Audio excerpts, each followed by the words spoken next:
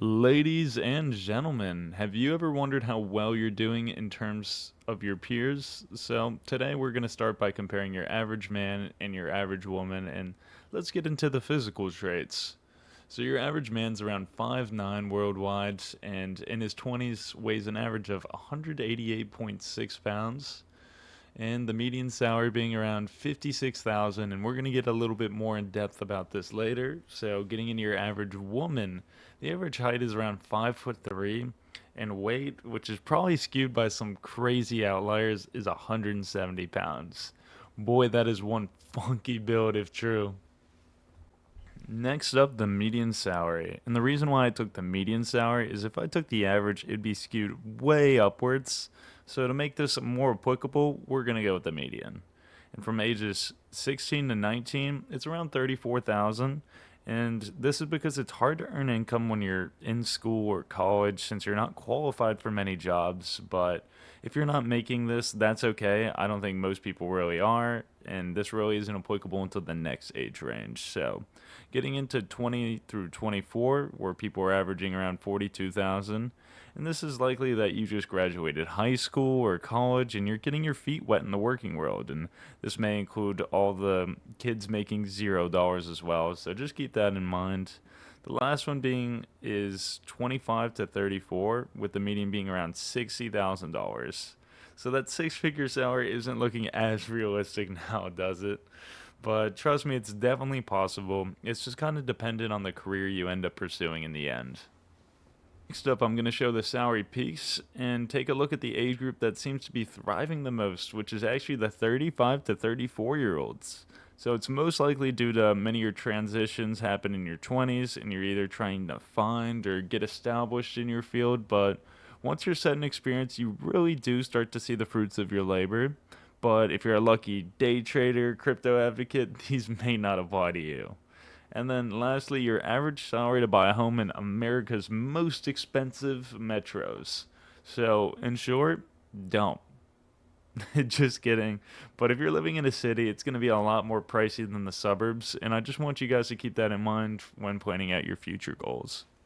Up, we have the average college attendance for everyone over 25. And would you look at that? The obvious winners, such as Virginia and New York, take the cake. So keep that in mind because that's going to mean you're going to be facing more competition for jobs, but it also means you're more likely going to have higher paying jobs in those states. So transitioning to your average rent. So check up on this screen, see where you live, and if you live in the U.S., that's around how much you're paying.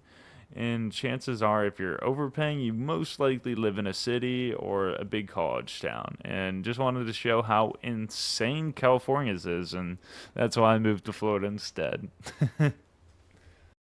We have a fun one. Here's your average American household spending, and they spend around $77,000. Keep that in mind. I mean, rightfully, housing is around 33% and transportation around 17. So let's see what else we spend on. It looks like we have the likes of insurance, healthcare, groceries, dining out, etc. So spend how you please at the end of the day, but I'd like to recommend the 50/30/20 rule if you haven't heard it. And 50% would go to your needs like housing, transportation, good old utility bills. And then 30 would be more fun and leisure based things like maybe dining out, going to a football game, or any other activities. And then lastly, 20 would be going into your savings like a Roth, a 401k, or even a high yield savings account. The next graph we have is the average cost people pay for a car. Please do not finance a car. That's all I want to say. Now, but for real, if you buy a car, I recommend buying a cheaper car and just completely paying it off so you aren't throwing money at the dealership with the high interest rates seen here.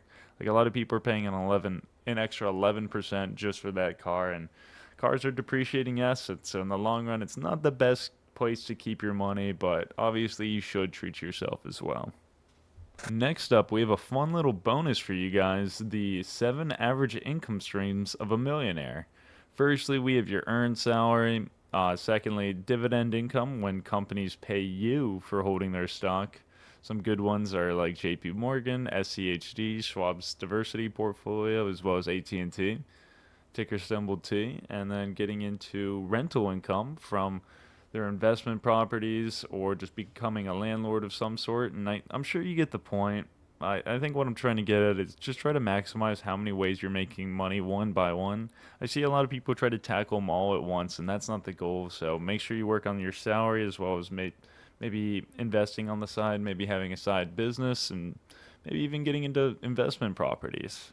So I think this is a great graph to go by, and just keep this in mind when planning out your future. You ever thought, I wonder how much I'd need to buy a home in my state?